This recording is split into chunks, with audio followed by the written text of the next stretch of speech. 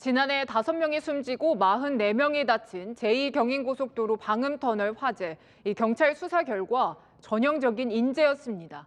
화재 발생 당시 관제센터 직원은 CCTV를 제대로 살펴보지 않았고요. 이 때문에 불이 난 사실을 알지 못한 걸로 드러났습니다. 시간을 허비하는 사이 차단 시설이 고장이 났고 그 사이에 진입한 차량에서 사망자가 나왔습니다. 신선미 기자입니다. 지난해 12월 29일 화재 사고가 발생한 방음터널. 불에 탄 구조물을 철거하는 작업이 한창입니다. 사고 이후 7.2km 구간은 여전히 통제되고 있습니다. 아직 정확한 날짜는 안 나왔어요. 이게 안전진단만 해도 한 2달 이상 걸린다 그러고. 경찰 수사는 속도를 내고 있습니다. 경기남부경찰청 화재사고수사본부는 오늘 제2경인고속도로 관제실 상황실장에 대해 업무상 과실치사상 혐의로 사전 구속영장을 신청했습니다.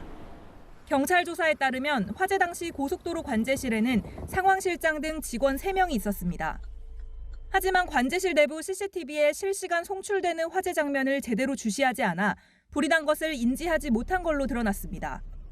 3분 뒤 현장 주변을 순찰하던 직원으로부터 전화를 받은 뒤에야 화재 사실을 알아차렸지만 이후에도 매뉴얼이 지켜지지 않았습니다.